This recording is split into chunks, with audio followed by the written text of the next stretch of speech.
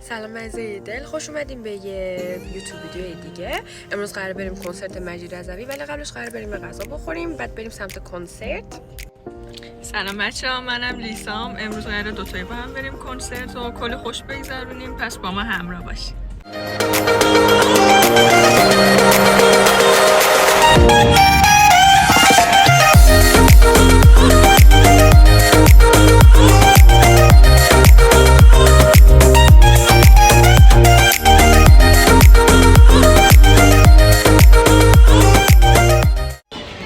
بچه ما الان رسیدیم توی مالی که قراره غذا بخوریم. اینجا یه دونه از بزرگترین مالای سوئد محسوب میشه.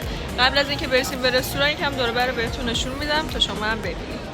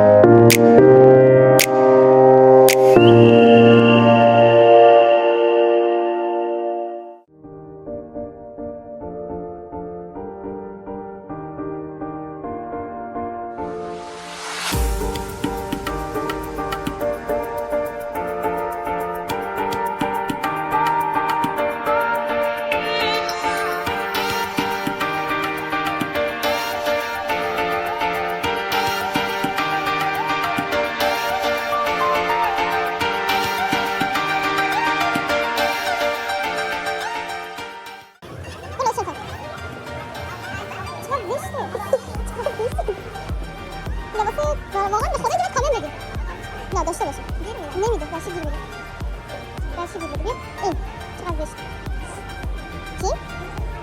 نیست بدم نبی بریم دو بدم خیلی گرمه نه؟ خیلی این پازه اونجا گرفته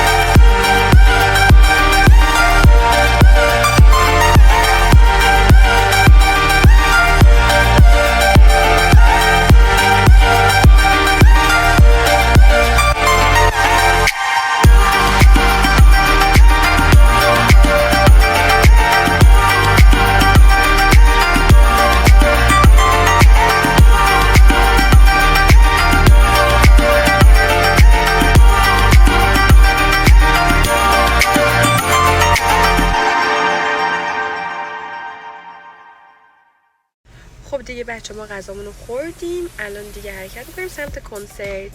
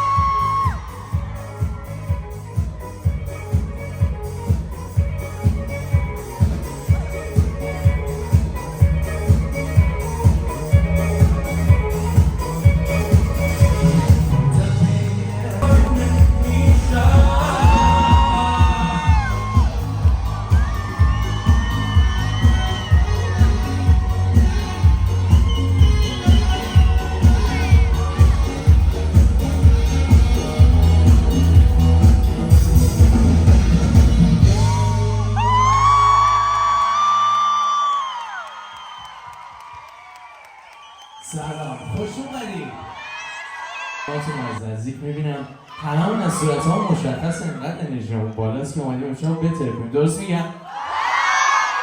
پس صدای دستاتون رو بشنوم.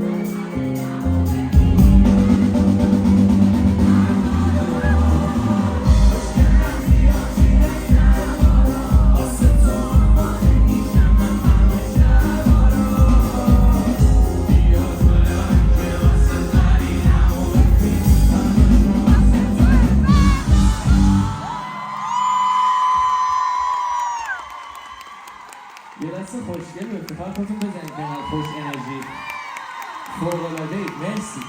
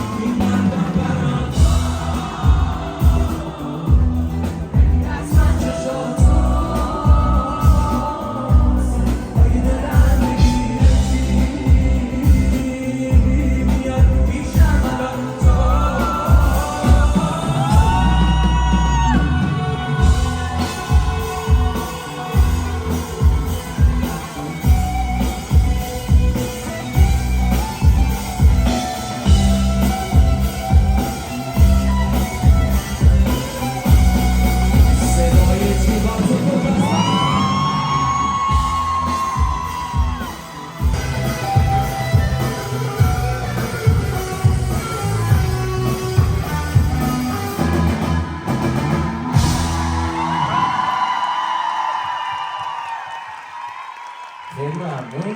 متشکرم. وقتی که هستی جلو ببین پرتت حواس من، ببین حرفت هر جا که من،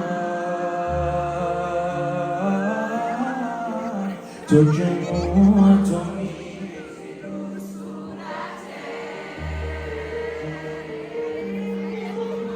میخوام ای بشم فداتون آخر